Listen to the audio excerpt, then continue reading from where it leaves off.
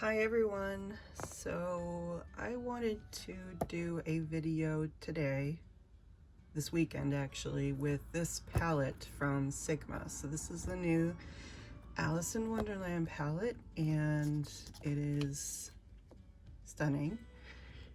And I really wanted to do a cute fall look with like this side of the palette with like the green and the reds and the turquoises.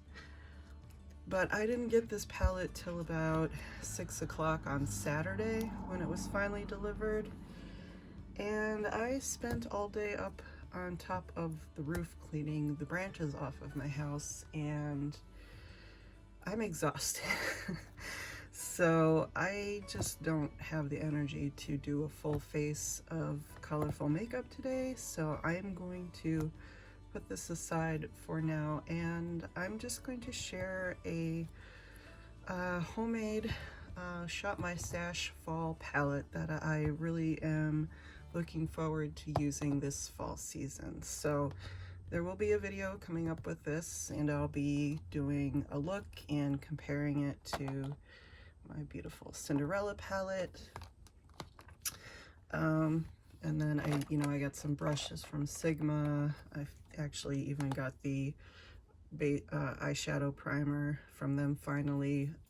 So I'm a little disappointed that I'm not doing this weekend, but things just got real busy, which happens. So instead, I wanted to share this with you. And of course, as with most of my favorite palettes, it's a 9-pan. And this is all of pretty much independent indie companies, single shadows. And this is kind of just a perfect, or as close to perfect as I can currently get to a fall palette for me. And I like it because it's deep and it's red, but it's also got like these deep blues. It's kind of got like those faded blues of like the night sky, the early evenings that come, and it's got these beautiful oranges and reds and just some deeper, darker colors. And you know, when you think of fall, and you think of October, you're like, well, you know, green, orange, and purple, of course, and everyone wants to do reds and everyone wants to do yellows and bright oranges and all this stuff. And I've never been a huge one for green eyeshadow, and so for me it was just a matter of incorporating some of these fall tones with some of my favorite like sort of dingy blue tones. And I don't like to call this grungy. I think the word grungy is so overused when it comes to fall palettes. Like, not everything has to be grungy, but I do recognize that sort of denotes a sort of like darkness, or like maybe like a black base, or just a deepness to the colors, a muddiness maybe to the colors, a not quite rightness, a not quite pureness or whatever to the colors. And so I think that this sort of configuration really does that pretty well. And let me just go through and swatch and show you some of the combinations and some of the things that I am hoping to do with this palette this winter, this fall. And again, this is more of like an October sort of. We're in September now, but you know, in October, November, I think these will feel a little bit more appropriate.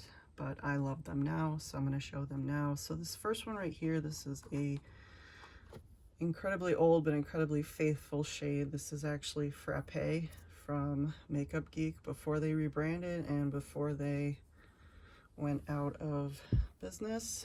And this is just like my perfect crease shade. It's so pretty, and it's still a really good shade. It is quite old.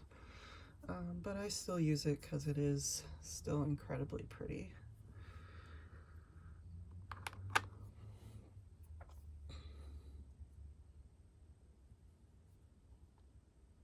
Sort of the base of this palette is kind of like, it's a fall bundle that Copacetic Cosmetics came out with last fall. I absolutely could not resist their fall bundle. It was so beautiful. So a lot of these shades come from that with my add-ins. And then this is Copacetic Cosmetics Kiona. And it is sort of just this metallic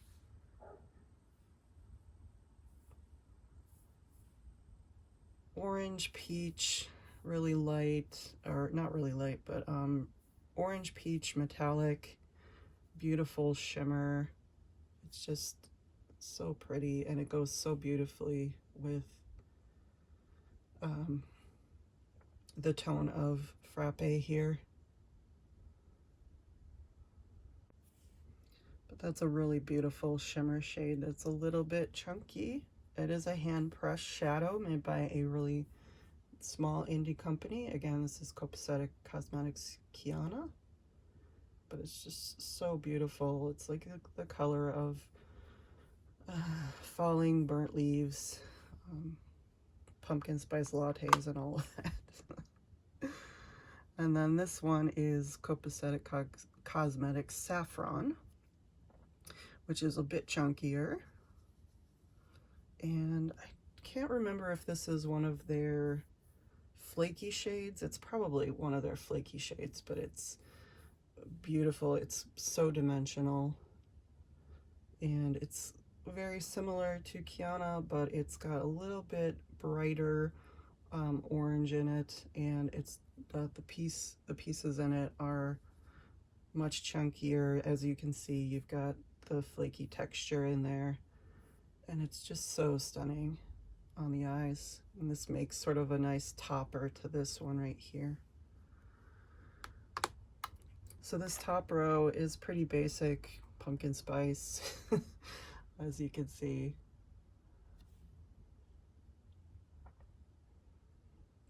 But I think it's really beautiful. Then we start getting into the darker colors in the second row here, and this is an oldie but a goodie. This is from Devinah. It's one of the first singles I ever picked up from Devinah. This is called Fierce. It's this beautiful red orange. It's like a red with a black base and an orange flash almost, but it's nice and metallic. Like, look at that, just stunningly metallic. And you can probably see a little bit of that black base in there. It's just so beautiful and rich. It's so rich. Like, this is the color of like red maple leaves just as they're turning. And it's a beautiful color that you can just keep layering and layering. Like, look at that. Like, yeah, that's incredible. The lighting's a little off today, but it's about as good as I can do. So there's our first 4 shades, and then we get into another Devinah shade. This is a sort of a dirty steel called Dabster, and again, it's a beautiful metallic with a bit of a black base to it. But look at that, like, look at how deep and rich that is. It's this beautiful steel.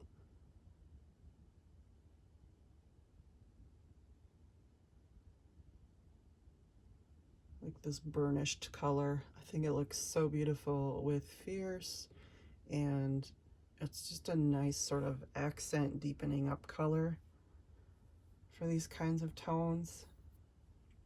I think it would look beautiful like with this layered on top of it, or this layered on top of it. Like, yeah, I think it's so pretty. Just adds that touch of deepness. Then we have our first blue, because of course it's me, so there has to be a blue. Now this is a duochrome called Dryad from Dandelion Cosmetics. As you can see, it's a blue, a deep blue with a sort of golden flash to it. This beautiful duochrome, and it's your basic shimmer.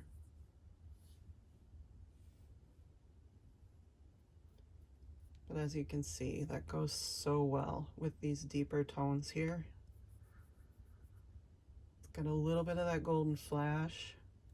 It's kind of like, you know, that night sky as the sun goes down and the world just turns like this beautiful blue color.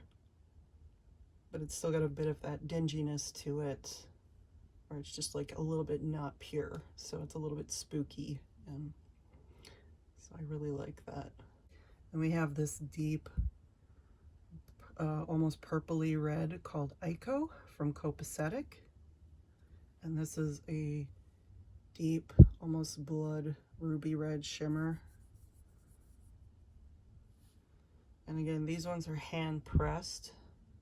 I think most of these are all hand pressed, but these ones from Copacetic I know are hand pressed, so they're a little bit looser in the pan. Just look at that, like that is just gorgeous. Like it's almost blood red creeping out into like brown, and it goes so well with this color, goes so well with this color, would look beautiful with this one, and I think it looks stunning next to this one. And this one just has sort of faint like little silver glitters in it. I'm not sure if you can see that in the swatch, maybe right there, but it has faint little glitters in it. You definitely can't see it once you spread it out on your finger, but on the, I can see it, I can see a little bit of it on my arm. It's not super noticeable. And then we have this deep shade right here. Again, this is from Copacetic, and I believe this is also one of their flakies, but it's this deep purple called Samhain, which is the Celtic or Wiccan holiday associated with, I think it's the equinox or the solstice, but it's kind of equated with Halloween in a lot of circles. But this one is absolutely amazing. It's got a beautiful brown base with red and sort of golden orangey glitters in it.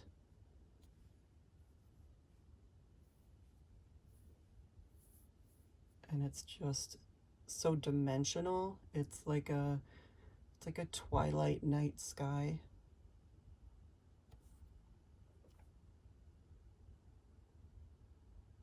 I think you can see right there all the dimensionality it has. And I think it would look stunning with Fierce. It looks beautiful next to Akiko.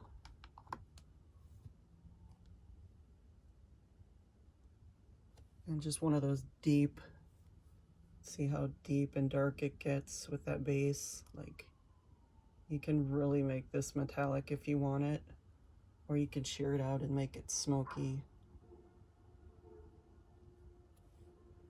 But it's a very sort of like witchy color, very sort of like, I don't know, I get like graveyard vibes from this. Like, yeah, it's a little bit evil, but also beautiful.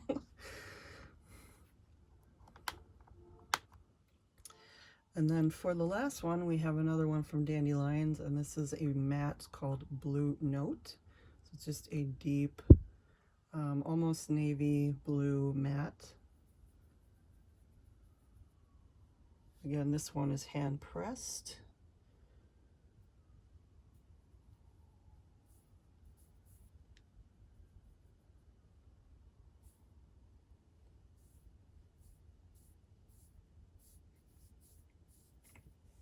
It's just this beautiful gray blue. Looks beautiful with this one right here. Which one is this called? Dryad. It looks beautiful with Dryad. I've actually worn these two together before, and they're really beautiful. I actually bought them to complement each other. And I think it looks lovely with this one, with think it would look pretty next to this one. Yeah, that is Blue Note.